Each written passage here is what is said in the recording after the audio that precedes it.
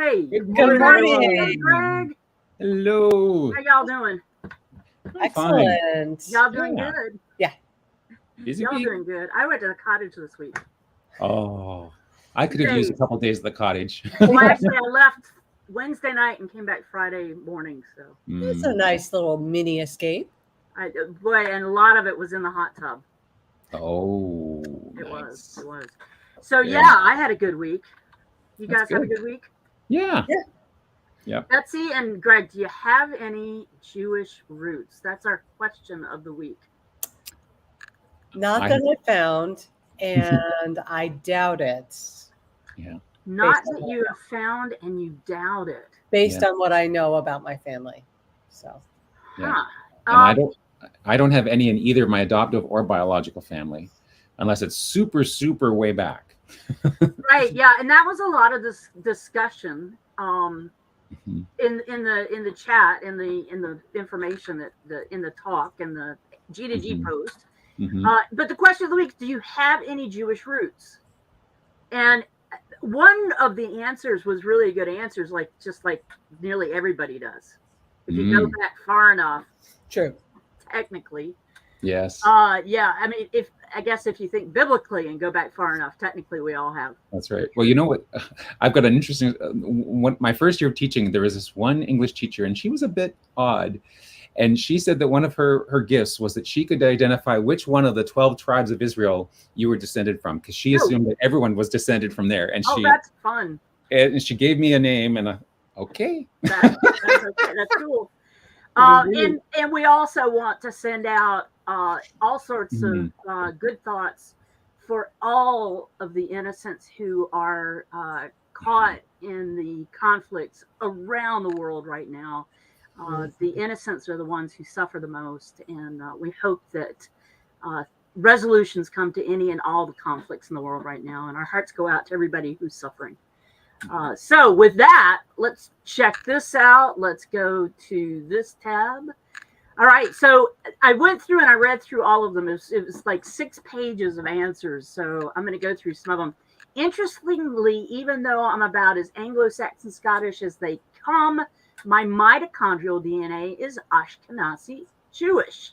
And my brother's son, my nephew's also half Jewish, Baltic Russian from his mother's side.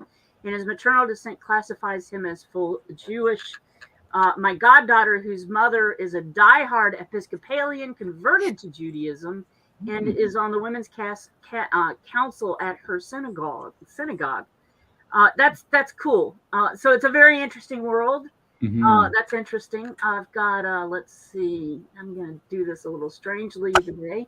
Evidently, considering the DNA results that have come out of French-Canadian founder family lines, my Jewish ancestors were forced to convert. My DNA tests show a connection to the Middle East, the Levant, and Iran. There are a lot of people who were a part of the Huguenot area that they somehow we got a lot of Jewish into that group. And they came over as well. Let's slip over to the next tab. I've got about 50,000 up. I've always wondered, this is from Jeannie Duberly. I'm sorry I didn't say the names earlier. My maternal grandmother's maiden name was Salmon.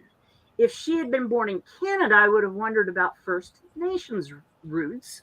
But she was from a family with British aristocratic heritage several generations back. And I thought that in the distant past, the name might have been Solomon or Solomon.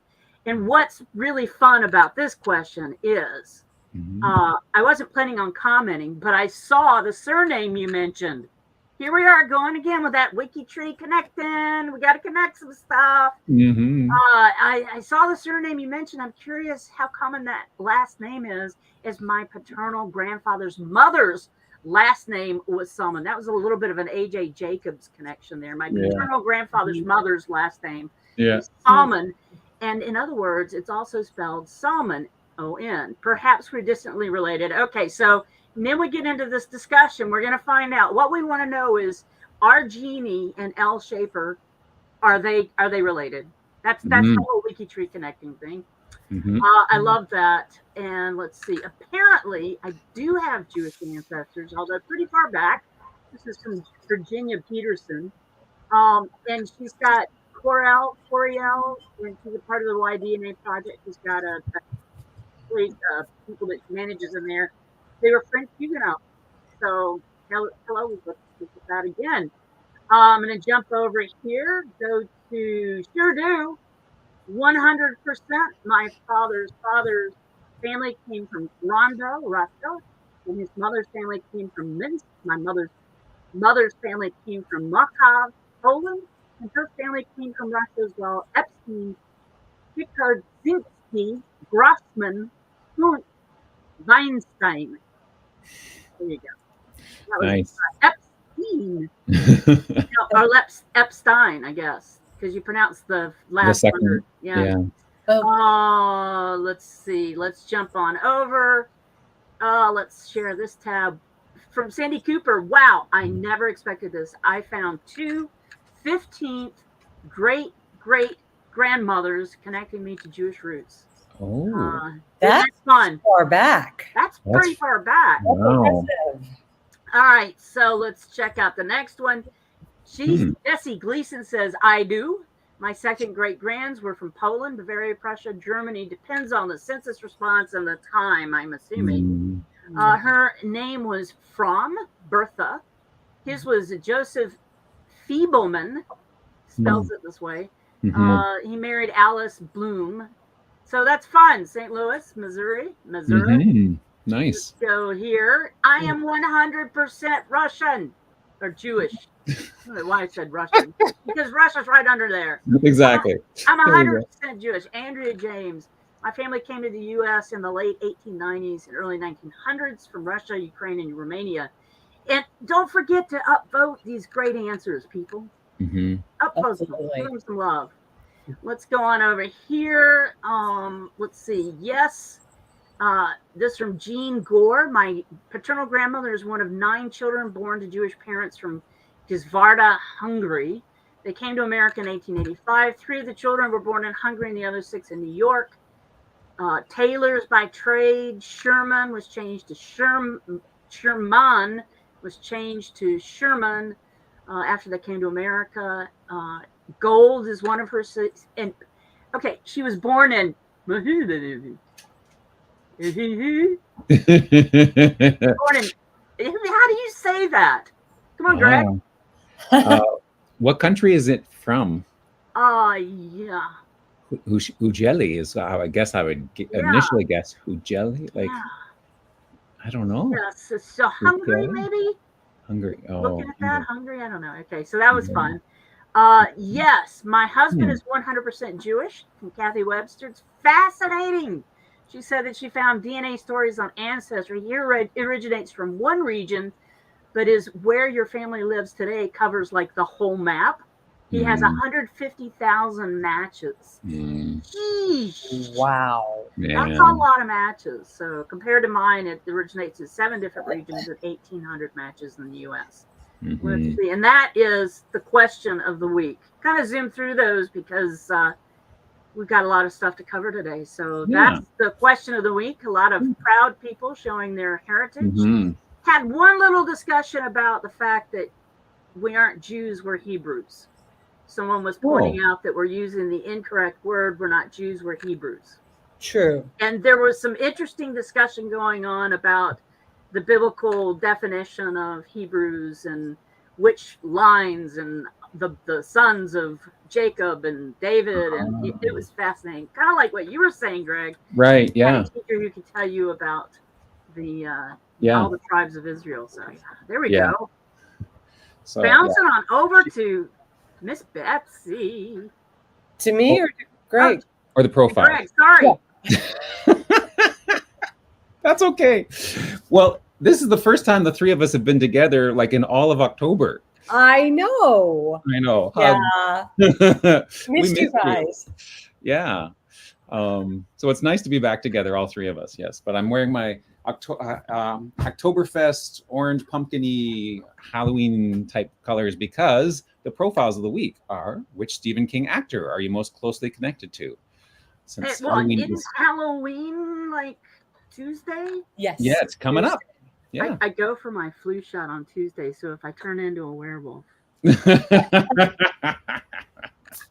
you go. I love that picture of Stephen King. I know. He looks a little, what? What are you saying? So I thought before we start the profiles, a little quiz for everyone. Let me get my cursor on the right spot. Is this a Google quiz? No, it's a very easy. Okay. Everyone can I want to know your scary score or your scary quotient. Okay. Out of these are 12 of the movies that are featured from the profiles of the week. And I just want to know how many of these have you seen? So my scary score is 5. I've seen 5 of these. And I gotta blow it up. I can't see. Okay. Night Flyer.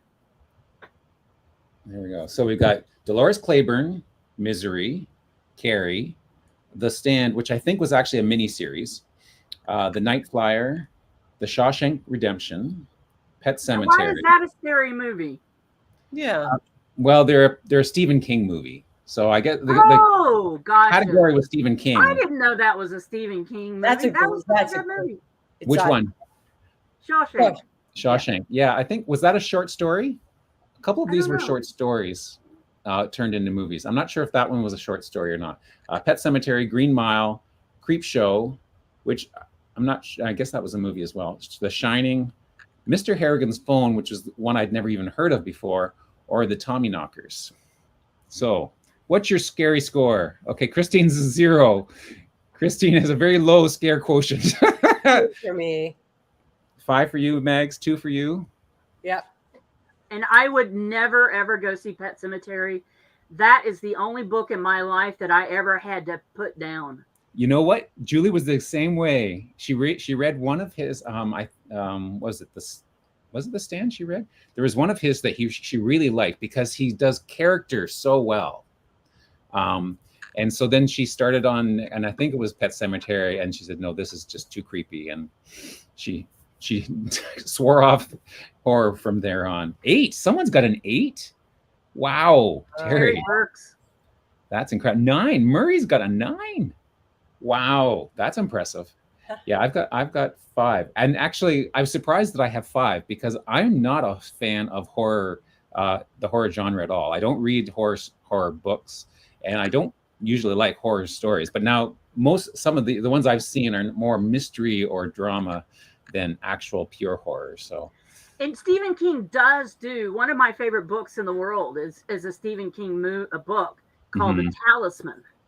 Oh yes, I've heard of that. And it's not a scary book. It's a fantasy kind of book. So yeah, so kind of neat. So let's have a look at this. So Stephen King himself, distant cousin of mine, born in the 40s and still alive. So his bio is half decent for a living notable. Of course, American author, best known for his dives into the horrifics, the supernatural, and the unknown. Notable books, most of those movies that all of those movies there. It was the only one that wasn't featured. He's published under, now I didn't know this, his pen names, Richard Bachman, John Swithin, and Beryl Evans. I don't know, have you read any of those? No. So I wonder what genres he's using with these alternate pen names. Or just he gets to the end of a book and he says, I don't really like that one. I'm not going to put the Stephen King name on it. Incredibly talented writer he is. He does, yeah. Yeah. Born in 1947 in Portland, Maine. And isn't Maine and New England the atmosphere for most, or the setting for most of his books? It's popular. Yeah, I think. Yeah. I like, Lynette says, my sister read Tommyknocker and it scared the bejeebers out of her. And she had to read 15 Harlequin romances to get her out of her head. That's pretty funny. Wow. That is funny. Yeah. Is she married? Yeah, his father left the family early, so he was raised by a single mother. He and his older brother. He was a voracious reader, of course. Now, interesting, his mother worked in Maine, and as cared for elderly parents and later worked at a facility for the mentally disabled.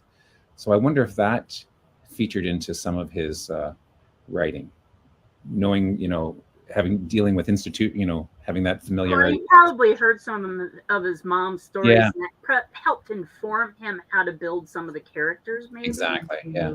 Mhm. Yeah. And he's still living, has 3 children. There we go. So moving on. So Arthur Christopher Orme Plummer. Murray Maloney just Yes. posted this. He wrote under the other pen names because he wanted to find out whether his writing would draw as much attention as the books under his own name. Yeah. Well, I guess that failed because none of us had heard of it. None of us read those other ones. That would be funny if you had a pen name and then the author with the pen name give you a run for your money. Yeah, that would be fun. Yeah, that's right. So Christopher Plummer is the one who's most closely related genealogically to me. 8th cousin twice removed, through, of course, a French-Canadian connection. Born on the 13th of December, 1929 in Toronto, Canada. Died 2021, sadly, but age 91, so we can't be too sad. I mean, 91's pretty good. In Connecticut, Weston Fairfield, Connecticut. Canadian stage, film, TV actor, of course. His movie role that he's probably best known for is from The Sound of Music as Captain Von Trapp, but he's done lots of other stuff. He was a stage actor, the Shakespeare Company, the Stratford Company, Cyrano and Barrymore were other movies he did. Then, of course, Sound of Music was the big hit. Also played in a Star Trek movie. He was General Chang in Star Trek VI. So if Chris is here, he'll appreciate that. Yes, Chris already mentioned that. Oh, did he? Yeah, he played in Star Wars and Star Trek. Yes. And Julie and I just finished a series called Departures, and he has a role in that. I think it must have been his final acting role because he looked pretty old and frail. And then in the 3rd season, his character had passed away. And I think it was right after the actor himself had. So, but anyways, a great Canadian and actor. And his connection to this category was he was the detective in the Dolores Claiborne movie, Inspector, who was investigating her. He would have been a good Sherlock Holmes too. Yes, he would have, wouldn't he? Yes. Mm-hmm. There was certainly a shortage of Sherlock Holmes actors over the years. So we're all envious of Betsy Coe. Betsy, because this is Betsy's closest, isn't it? But when she told us, we were like, no, that's so cool. But look how classy Lauren Bacall is. Look how classy Betsy is. You can see the resemblance. Yeah. Then your head and pretend you're kissing Humphrey Bogart. So here we are. Betsy Joan Persky, stage name Lauren Bacall, born the 16th of September 1924 in New York, and passed away in New York as well at the age 89, 12th of August 2014. And I always love a good quote. Here's a test to find out whether your mission in life is complete. If you're alive, it isn't. I mean, it's kind of common sense, but it's a neat thing to have said. Lauren's the daughter of Romanian Jewish immigrant Natalie Weinstein Bacall and William Persky. And so that Bacall comes from her mother's maiden name. She was born to Polish Jewish parents. Her parents were middle class, father a salesman, mother a secretary.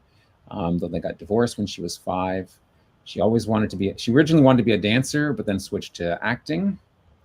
And then the wife of a director, spotted her in a publication and asked him to test her out as a screen test. And that was very positive, so she got the role.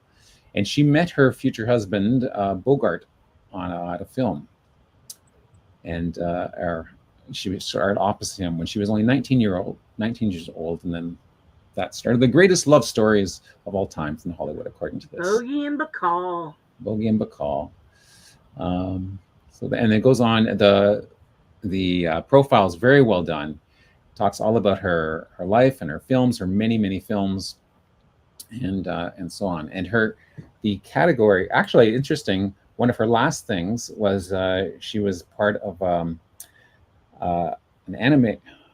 Okay, is it anime or is it the other word? Oh, Anyways, the Howl's Moving Castle. Howl's Moving Castle. She had a voiceover role in that. Yeah. That's right, yeah. And that's one of my son's favorite movies of all time, and actually has it's got a wonderful soundtrack, doesn't it? I know. We're actually playing. My band is playing that piece tomorrow. Oh, are you? Yeah, really nice arrangement from the movie. Now cue Twilight Zone music.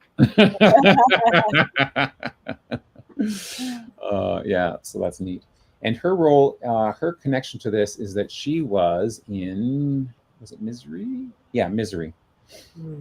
She was in Misery, which was also the place that Kathy Bates was in, but she was also in a number of things. Kathy Bates did a number of things. Misery, of course, where she plays the crazy fan who kidnaps the author. So I don't know if Stephen King was ever kidnapped and had. Yeah, I know. I was going to say, was that a nightmare of his? Yeah, yeah, exactly. I can see that being a nightmare. But she has a fairly short profile because, of course, she is still living. But it's nice that it does talk about what she's won a Tony Award, Broadway, and lots of other awards as well. She's a great actress. I really enjoy her. Which is, I think, most of the ones that I've seen have featured her. So that's probably. She's a chameleon. Isn't she though, eh? Yeah. Like she just disappears. She just takes on that role, and that's it. So she's amazing. Oh, look at this. Married once to a non-notable husband. How would you like to have that? You're not very notable. Sorry. Still married with a non-notable, or? So non-notable they divorced 6 years later. Nice. Oh my. I'm sorry, that's not nice, but it's kind of funny. I mean, it's WikiTree speak, right? So, but anyone else reading this would think, what? Miguel Jose Ferrer, another way distant cousin, born the 7th of February 1955 in Santa Monica. Passed away early at age 61, 19th of January 2017 in Los Angeles. That is George Clooney's first cousin. George Clooney. I was just going to say George Clooney's first cousin because his mother is Rosemary Clooney, who is George's aunt. And in fact, when I read that, I was reading through. His parents were. He was the oldest of 5 children from actor José Vicente Ferrer de Otero y Cintrón, also known as Jose Ferrer, and Kentucky-born singer Rosemary Clooney. I thought, oh, really? Isn't that George's mother or aunt? No, it's aunt. So I opened up his ancestor chart here, and there's Rosemary Clooney. Then I opened up George, and there he is. His ancestor chart, and look at there, Andrew Joseph Clooney Jr., 1902, and where's Miguel? Down here, Andrew Joseph Clooney, 1902. Yeah, sure enough, they share grandparents, first cousins.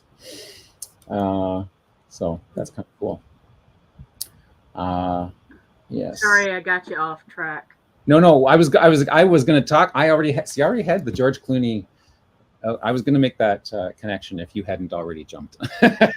That's okay. But he did pass away and the reason he passed away so young because it was throat cancer that he had. Oh dear. Yeah, that's a nasty one. I had an uncle who had that. Every cancer's nasty. Well, everyone is. Yeah, that's specific. That's really painful though. That one. I don't want to find out. Yeah, you don't want to find out. No. But he was in The Stand and The Night Flyer. So The Stand was that mini series, but he was also in other things. He was, I think, he had a role in Desperate Housewives at one point. He was in a few other things. He was in some other crime shows. So besides the Stephen King stuff. Yeah, he had a standing role in one of the NCISs or one of those dramas, the police dramas. That's right, yeah. Twin Peaks, he was in Twin Peaks. Yes, Twin Peaks, that's right. He was a sarcastic he was a sarcastic police officer or whatever, which is a kind of an interest. I mean, Twin Peaks was an interesting show. So David all the Lynch. characters are interesting there. Yeah. Morgan Freeman, born in the 30s, still alive, member of the U.S. Black History son of Morgan Freeman and Mamie Revere. And apparently in 2008, the show African American Lives 2 revealed that some of his great-great-grandparents were slaves who migrated from North Carolina to Mississippi. Also discovered that his Caucasian maternal great-great-grandfather had lived with and was buried beside his African American great-great-grandmother. They two could not legally marry at the time in the segregated South, but obviously they were close enough that they were buried together. So that's Nice. interesting. Yeah. And also a DNA test stated that he's descended from the Songhai and the Tuareg peoples of Niger. So that's, yeah. So they can get that specific to an area. Yeah, you can, especially with Y-DNA, but also with a mitochondrial DNA. You could actually find a tribe in like, I was identified as Tuareg very early on before the databases built up, and now I'm from Mijet, which is right off the coast of Slovenia and Kosovo and Croatia. Oh, interesting. Like just a little island is my heaviest place of my mitochondrial DNA. Isn't 20,000 years ago, but yeah, that's right. So it's a way back. Yeah. Anyways, Morgan Freeman was so his connection to Stephen King was the Shawshank Redemption and also another movie called Dreamcatcher. Here's a fun fact from Audrey Martin. Okay, yes. There are AI-generated Morgan Freeman meditation videos on YouTube if anyone is interested. AI-generated? Yeah. He does have a soothing voice. He does. I want James Earl Jones to voice my driving, my map app. Oh, yes. That would be fun. That'd be fun. Anyways, he's a wonderful actor. I always enjoy his stuff. Frederick Hubbard Gwynn from the Munsters. American actor best known as Herman Munster on the Munsters there. But that Munsters was not written by Stephen King, but what is Pet Sematary. So he was in the movie Pet Sematary, which I don't know if any of us will ever watch in this panel here. No. No. But I'm sure it's a well-done movie for those who like that. Tom Hanks was in The Green Mile, 23rd cousin, twice removed, pretty distant, born in the 50s. Of course, born July 9th, 1956, American producer, actor, filmmaker. He made his first splash in Splash.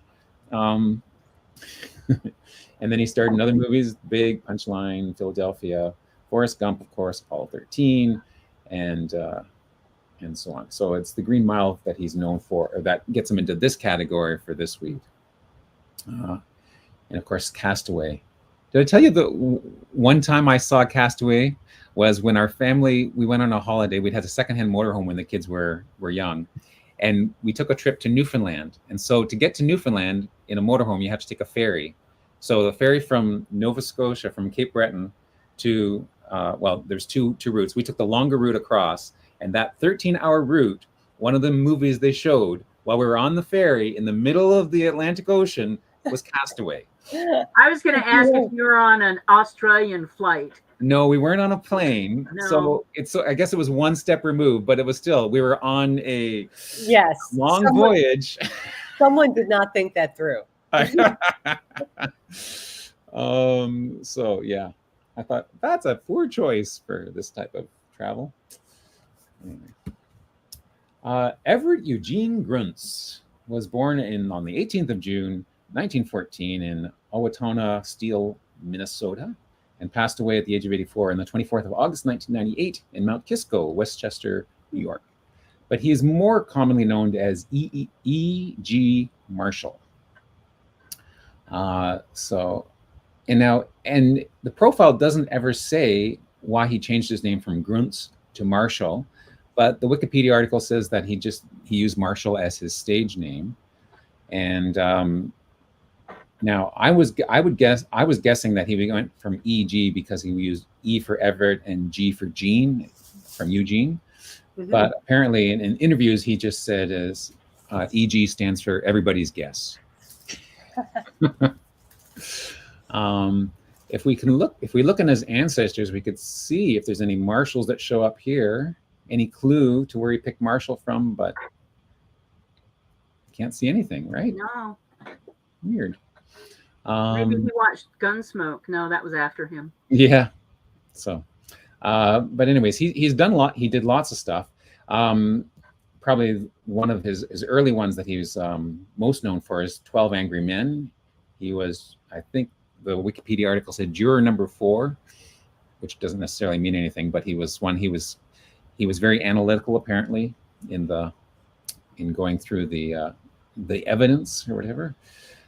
Played a role in the Defenders and a few other things there. Playhouse 90, Philco Playhouse. His entry into this category though is from, well, he's done 3 different things, none of which I've seen: Creepshow, Tommy Knockers, and The Dark Half. So, but he's done lots. He's been a prolific actor. He's done lots of stuff. I just haven't seen any of the Stephen King work. No.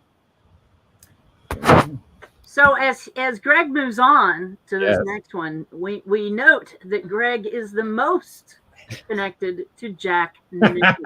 Go ahead, say, here's Johnny. Go ahead. It's only a little creepy. Born in the 30s. Look at even that face. Ooh. That smile there's just something creepy about that smile. Stop I think it's his eyebrows. Is it his eyebrows? Oh, really?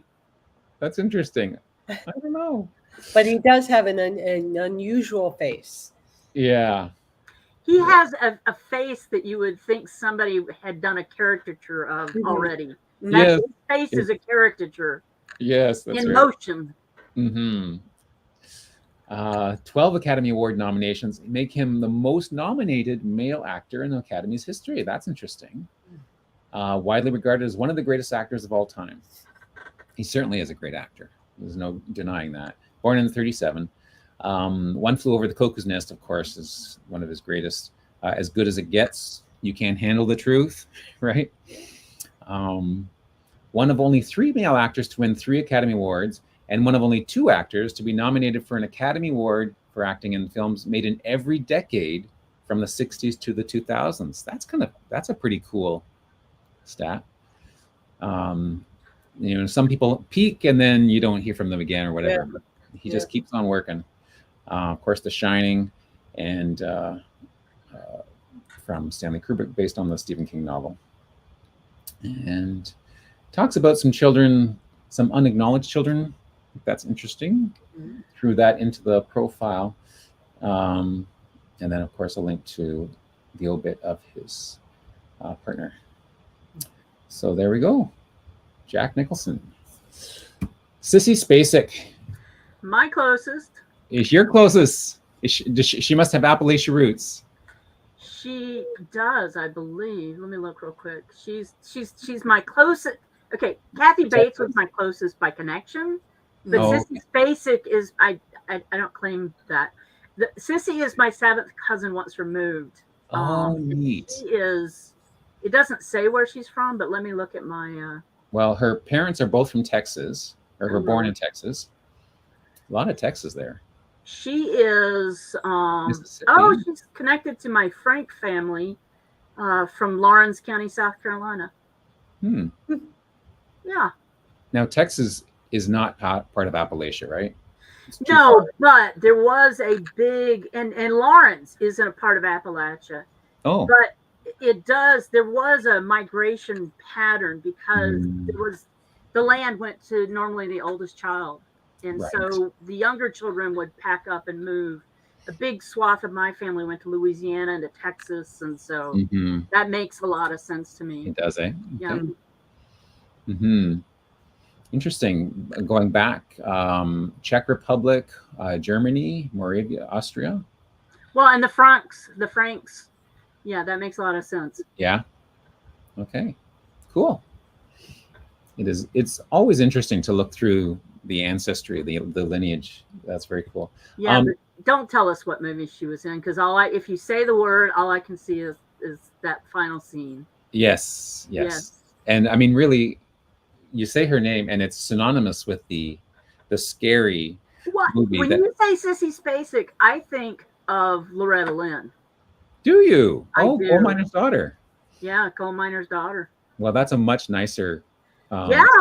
I'm sure she would appreciate that much better. I don't know. She did a pretty good job. Do you think she doesn't think she did a good job? I think she did a great job in that other movie too. Well, she did a great. She's a great actress. She's done a great job in all those. What we don't have such a great job is this profile. Oh yeah, that's very sad. There's nothing no bio there at all. I mean, she's a living, but so we can't. But I think that somebody should cut this conversation about her and post that as the profile. An audio clip. Yes. Now, I got to shout out to Aaron Gillison, who's on the Canadian team, or Project Canada project. He's actually found a birth and census records, so we could add that to it, but it's a protected profile, so maybe Aaron isn't on the watch list, so couldn't do it, but he did post it in the comments. So someone who does have the rights could post that, and you could at least say where she was born, and mention. Wait, scroll back up to the top of her profile. Oh, top of the profile. Yeah, I just want to see Yeah, you should be able to post on that. I mean, you should be able to post. You should be able to. Whoever profile manager is should be able to post. Yes, that's right. Yeah. So yeah. I'm appealing to someone from the Notables team. Please give Sissy a bit of love, and at least put those resources. Mention that she played in a couple movies. Just a little. It's just something. There are people who are talking about other movies they love that she did. Like, did you see Goodnight Mother? Oh. I think of The Good Old Boys. Nice. We could list the movies that she's been in. Exactly, like that's public knowledge. There's no Give her some love. Give her some love, people. Sissy. Yeah, Sissy Spacek fans, get to work. Come on. Is she a very big proponent of privacy? Like, is Meryl Streep's profile very well? Because she's well known as somebody who is very private. Okay. That would be my second guess. Yeah. I don't see any harm in listing her work. Yeah, like if you look at the work record. Yeah. I think you could list the work. That's all over the place with Wikipedia and stuff. Of course. Mm-hmm. Is that the one link is to her Wikipedia article? I don't think there are any. No, there's one link. There's yeah. Oh yeah, okay. One source. Yeah. And it's Wikipedia? Yeah. Yeah. Anyways, our last profile, then I'll turn it over to Betsy. And I might even you might even have 15 minutes or more. Shocker. Donald Sutherland, another great Canadian, a living Canadian still, born in the 30s, very distant cousin to me. His film career, of course, spans over 8 decades. Born in 35, received 2 Golden Globes, Citizen X, and Path to War. I don't think I've seen either of those. Interesting. Primetime Emmy Award, inducted to the Hollywood Walk of Fame. Multiple film critics and media release cited him one of the best actors. One of the best actors to have never received an Academy Award nomination. Oh. That's too bad. It is. Why don't we just start? He was one of the best actors. Let's stop there. That's too bad. But he did receive an honorary Academy Award for his contributions to cinema. Yeah. Okay. So he was in the original MASH movie, I believe, right? I don't know. We're gonna have to rely on the chat for that answer. I'm pretty sure he was in the movie, not in the series later on, but I think he was in the original movie. And his connection here was a thing called Mr. Harrigan's Phone, which I'd never heard of, but apparently based on a Stephen King story. So that's how he snuck into this category. Okay. I think we have a yes. Yes. We have 3. Yes, from a Haviland, Murray, and D. Yeah. Okay. Thanks for the confirmation. Okay. Good stuff. And there you have it. So, do we have? So what was the highest scary score? 9? I think 9 from Murray. Oh, was it 9? Yeah. Very good. Okay, then. All right. Well, we've got some photos wrapping up the month. So the theme for October was family. Mhm. And I did post one, which we'll kick off with. And then I need, Greg and Megs, I need your help because I've completely no, you won't give it to me? I'll help. I don't know what I'm helping about, but I'm not going to volunteer to do nothing till I know what it is. Oh no. Well, you know what? There's no harm in looking at a good picture more than once. I just don't remember what we've seen and what we haven't. Yeah. To remember which ones we did. Oh yeah, the photos. And they're all good pictures. They are. Yeah. So I only posted mine to the. That is adorable. That is nice. So this is the Taipei airport in 1952 on the occasion of my father flying to America. So my grandmother is the one in the dark dress, and to her left is my father. And on his other side is my grandfather. And all the sisters, and I think a couple of these would be nieces, the next generation. Look at the legs. Look at the long legs on that one on the end there. Oh, oh wow. I think that's maybe my youngest aunt. Yeah. Mm-hmm.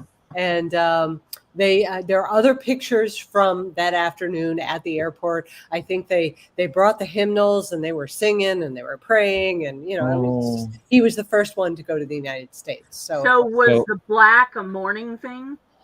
I don't think so. No, I've never heard that. So this was so was he the only one in that photo that flew over? Yes. Yeah, and he was the first in the family. 1950. That is so sweet. Who's the baby in the back? The baby in the back. Wait, who's? Oh, that's a good question. You can barely see him, but I'm sure if we could identify that man, that's probably his father. Mm-hmm. I would have to look at dates and do some sleuthing and show the picture to my aunts. How many ended up following your father over? Very shortly after, 2 sisters, and then basically of his 9 surviving siblings, almost everybody came over. Like me. Your grandparents too, or no? No, not my grandparents. But they came. Well, my grandfather came to visit. Okay, so you've met them. You had met them. I met my grandfather. Haven't you spent time over? Me? Yeah. Yeah. I spent time. I lived in Taipei for a summer in the 80s, and I've been over for visits. Like I've been there 5 or 6 times. Nice. Yeah. Okay. Well, here we are on the regular page, and I don't remember that one. No, I don't either, actually. Neither. So this was from John Vasky, his paternal grandfather's family, 1920. And where we don't have a location, but a photo at that time was such an occasion. I love the ties on the little. Yes, look at that! Wow. It must have taken quite a bit of maneuvering, and then it was like, don't touch it. Don't touch it. Yeah, that's right. And then this from Alexis. Mm-hmm. Her maternal grandparents with her mother and younger brother, Osage County, Oklahoma, where her grandfather was an oil field driller. Nice.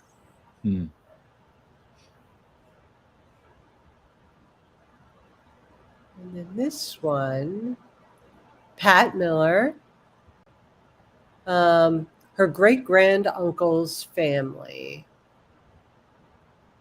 Yeah, and she likes it because it's a full, both parents and the children. That is nice. Yeah.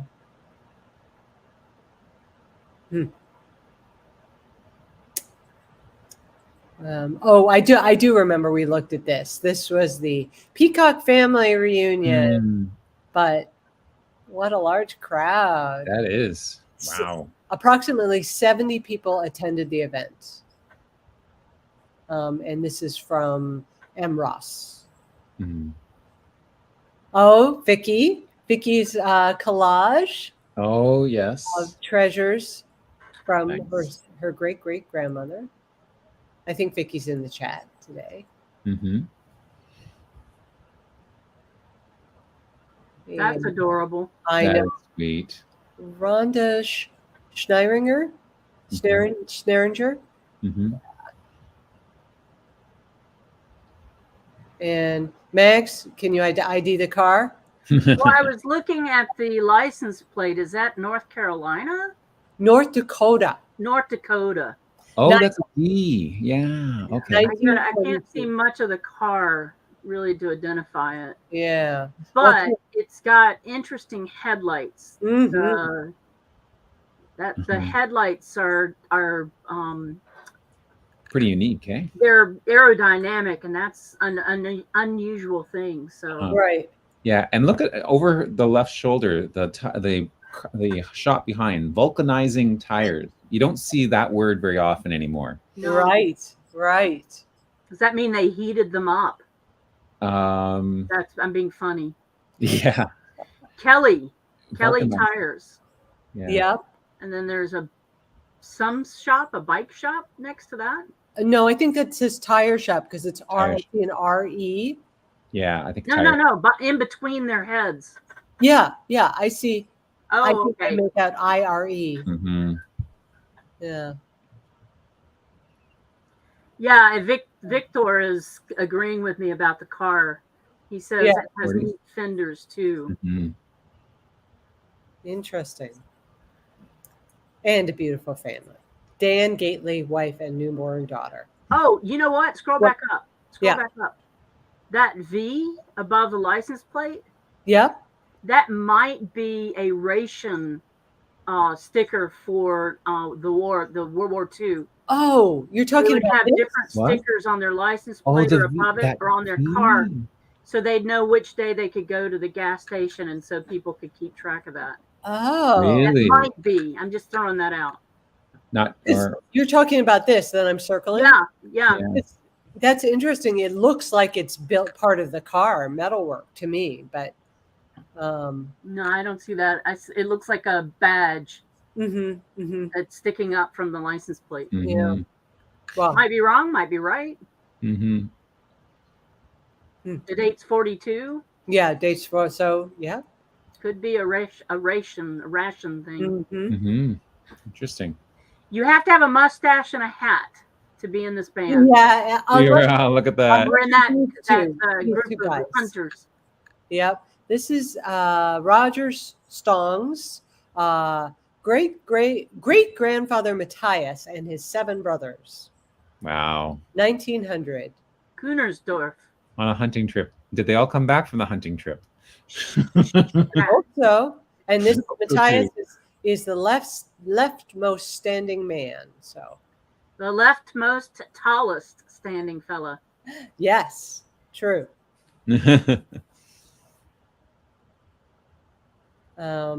Teresa gives us this photo of her grandfather, my uncle, and my grandmother's 3 brothers, late 1940s. Well, that's nice. Mm-hmm.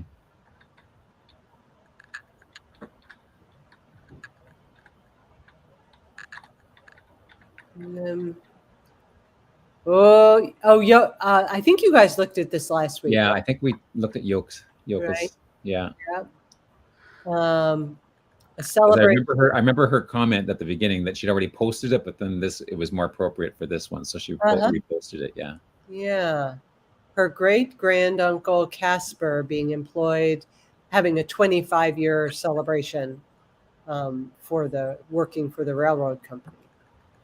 I've been working on the railroad all my long. Ooh, I didn't see this one. What's this? Yes. Did you look at it last week? I'm pretty sure we did. Yes, we did. This one looked familiar. Yeah. Yeah. Oh yeah, but the guy, the lost leg, and we couldn't find the guy in there that had lost his leg. Yeah, that's right. Yeah. Okay. And we're wondering how far back, because this is the one where he was visiting someone and he fell in love with the photo, and his cousin gave it to him to keep. Yeah. Pat Rye's husband thinks that car is a Ford. We're still back on the car. Okay. Yeah. Good to know. Oh, and they're talking about it being a full-service gas station too. Well, having a tire shop right next to a gas station would be very sensible. Makes Yeah, we saw this. The ladies hanging out with their Yes. Lucas. Yeah. Did we see that? Yes, and someone, because they made a free space page just for this photo. Yes, they did. Yeah. What a great idea. And we checked that out already. Yeah. Especially if you could make a profile for each of those people in the photo. No, right? And link it to it, and that would be great. Chris Wine, we didn't get it. Yeah. Because Chris was the one who posted right near. Yeah. This one. Yeah, that one. So oh no, that Jim posted this.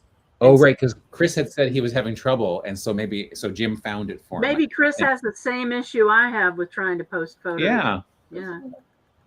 Okay, he's saying yes. So. All right. So that was the photo that he was looking for. Yeah. Don't feel bad, Chris. I have issues with that too. Well, thanks to Betsy's tips, I've been able successful to do that. So thank you for your tips, Betsy. Oh, you're welcome. Your how-tos.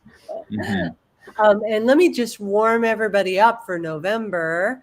Our theme for November is going to be pets. Okay, sorry. What? He lost his leg when he play kicked a cannonball.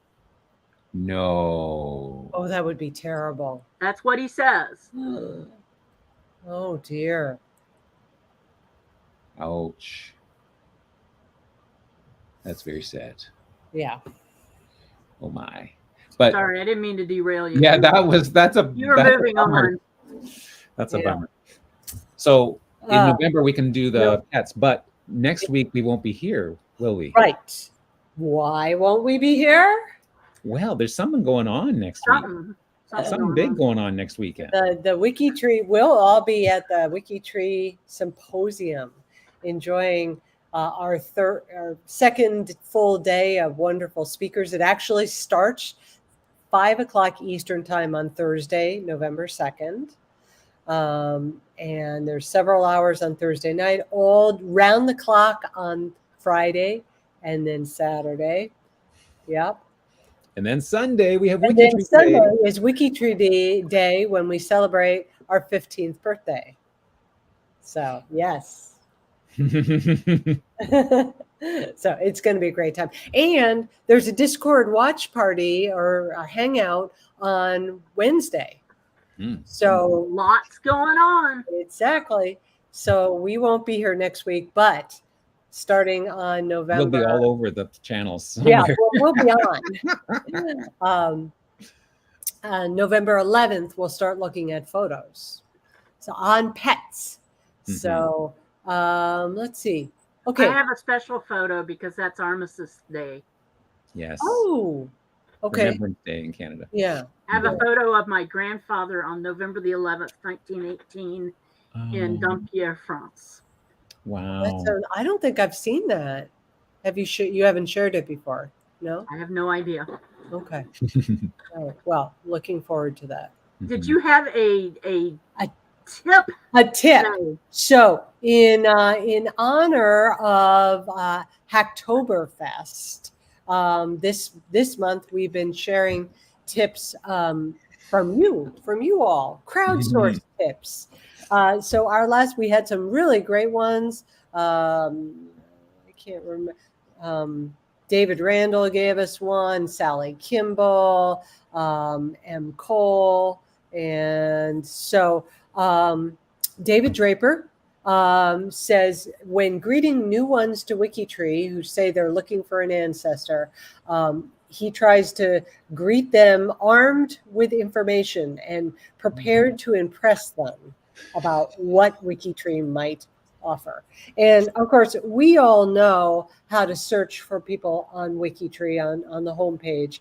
But what David's suggesting is just to do a Google search with WikiTree and, for example, Fred Draper. And he gets 8 possibilities.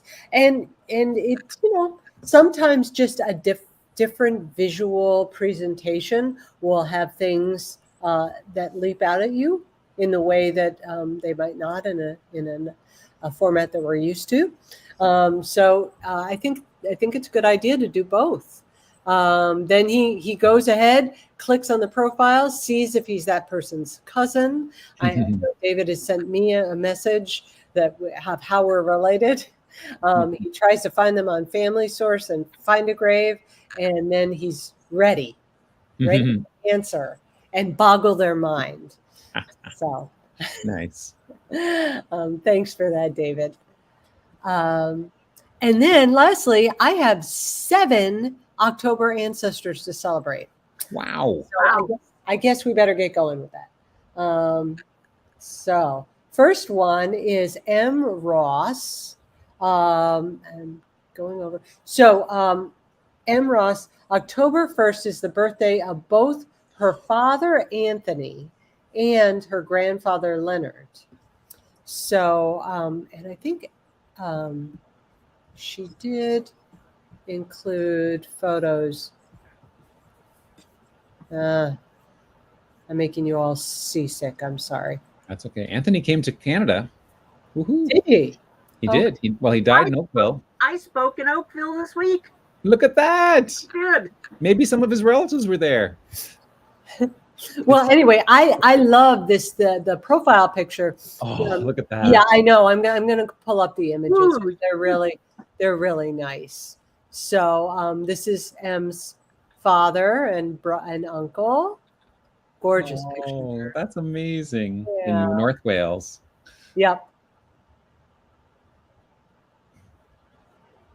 And then this is a caricature of her. Her father was a medical officer in the Army. So I love that she's chosen that for his profile picture. Got a syringe with teeth. This poor little person going, oh, there's another car for all our car buffs. Is that Wales?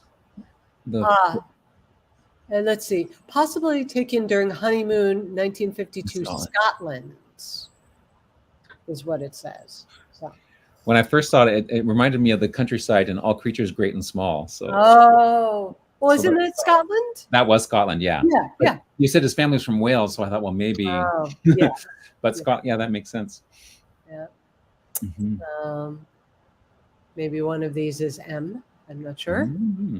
That's an adorable picture. Oh, I know. Lots of really great ones.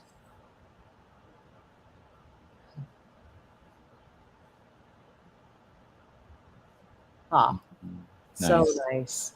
And then for M's I never know what. Now maybe somebody. I know we have some British WikiTreeers in the chat. KSG. What does that mean? What does that stand for? I'm going to take just a quick second to say happy 46th wedding anniversary. Yes. Yes. To Vicky's parents. Oh, yeah. Vicky, I'm going to show their picture. Oh, good. Yeah, Vicky's on my list. Just haven't gotten there yet. Oh. Oh, it was right. Hillary, you're right. It took place in Yorkshire, but he was from Scotland, James Herriot. Okay. And there were some scenes when he traveled back. Right. Okay. Well, we have another great set of photos here. Let's look at this main one. So there's M's grandfather. So happy birthday, Leonard and Anthony. Nice. Sally Kimball shared with us about her that October 3rd. So next Tuesday is the birthday anniversary of her granduncle Harry, who worked for the New York Central Railroad for many years. And she wrote about Harry, her memories of Harry. She said, "When I knew him, he was usually smoking his pipe in the evenings when we visited, and his wife did most of the talking. Us kids were allowed to eat at the big table because Aunt Gertie said we had good manners. Uncle Harry encouraged all the guests to eat up on the mashed potatoes because otherwise he would be having them as leftovers all week." So Sally is deeply involved in the Profile Improvement Project, and so this is a very, very well done profile. There we have a picture of Harry, and lots of history. I love that. Speaking of family, this is a good one. Yeah. Nice. More cars for y'all. Okay, and then Margaret Summit wanted to celebrate her second great grandfather, Banner Shields, whose birthday is today. Ooh, happy birthday. Banner, yes, 1772. Okay. So, well, yeah. Yeah. He was born in Maryland, but migrated to Tennessee over the course of his life. Has some, there's quite a lengthy narrative on the profile with interesting stories. So I will Shields 1231, so that you can read up on that. Happy birthday, Banner. Is John's in the chat, right? John Tyner? Irish John. Yep. So last Saturday was the birthday of his paternal grandfather. Nice. And the person that he was named for. Oh. So there's John Victor Tyner. And he also died in November, a day short of turning 73. Oh. Yeah. I missed it by that much. I know. He's very handsome, very dapper. Very dapper, yes. Yeah. Yeah. And Vicky's parents' wedding anniversary was 2 days ago. And I pulled up Vicky's profile, but she actually put a photo on the G2G. So let me go there. Can you all see that? Oh, nice. My goodness. Well, happy anniversary, people. I know. Wow. So that is Vicky and her parents, 1981. 46 years of marriage. What an accomplishment. They have 2 awesome daughters and 1 beautiful granddaughter. Nice. Yeah, that's a beautiful picture. Nice. And last but not least, our own Azure Robinson. Ooh. And I have something special. I hope that the technology will cooperate with me. We'll see. Okay, so October 1st is the anniversary of Azure's paternal grandfather's death. His name was Furman Joseph Robinson, 1901 to 1991. From his daughter and oldest child, I learned that at 8, his father died of pneumonia in 1910. So he had to leave school early to help raise his 5 brothers and support the family. Furman would crawl into the school window at night to read, as he loved history, geography, and poetry. Nice. Yeah. Wow. So there he is. We have a big family gathering. And Azure also created a YouTube Shorts. So I am going to attempt. Can you see it? We can see it. All right. Let's see if it plays. Everyone, every month, Betsy Co. posts out on G2G, which is the Genealogist to Genealogist Forum, a post about celebrating your ancestors each month. This month, I'd like to share about my paternal grandfather, Furman Joseph Robinson, born in 1901, and he passed away October of 1991. He is Robinson 27274. so you can check out a little bit more about him. And I'm sharing here some images of him and his family. Thank you, and please share your ancestors. Nice. Very nice. Thanks, Thank you, Az. Well Asher. done, Az. Yeah. Nice. And thank you to everybody who's been sharing their ancestors and their stories with us. We love it. We love the photos. We love the love. And just a clarifying point, I rewatched last week's live cast, and someone was saying, well, what about 52 ancestors, which is a different thing. Well, Amy Johnson Crow. yes. Didn't she start the 52 ancestors? In Don't we blame that on her? Blame it. Give her credit. We You cite know, often source. in our morning, Saturday morning, if you're here, Amy Johnson Crow, I blame you. So they have every week there's a different theme. Like for instance, this week 52 Ancestor Challenge, the theme is dig a little deeper. Whereas what we're doing here is celebrate your ancestors with a link to whatever month we're in. Usually birth, marriage, or death date, but hey, think outside the box. Maybe something big happened to them in October, and we could celebrate them because of that.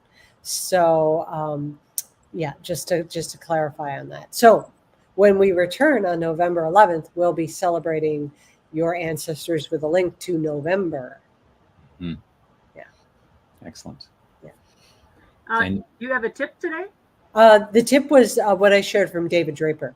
Gotcha. Yes, gotcha. Yes. All right. So moving on. What's happening this weekend? We've already told you the big deal that's happening this weekend is the WikiTree Day and Symposium. Next weekend, actually. It's next weekend. Yeah. No, it's this coming weekend.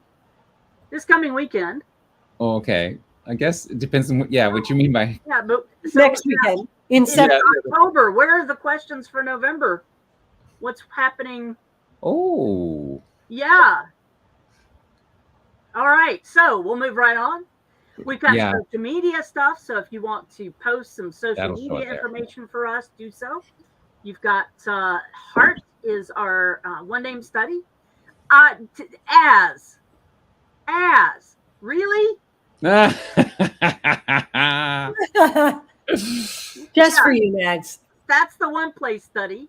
That's the play. Tabor. You can say Tabor at the end. Yeah, there you go, Tabor. And the WikiTree Day showcase is coming up, so you can share the love, get that information out to everybody else. Share the WikiTree love, and that does it for us for today. Oh, we have Franks and Anderson. Look, see, doing that whole WikiTree connecting. Yeah, there we go. We will see you not next week at the same time and place, but we will see you over the weekend. I will be there. I will also be in Houston at a conference in Houston. But while I'm in Houston, I will be wearing this all weekend long because I am being WikiTree while I'm at this conference in Houston. And while I'm in Houston at that conference presenting about WikiTree, I will also be presenting about WikiTree here during the symposium on Friday. Right.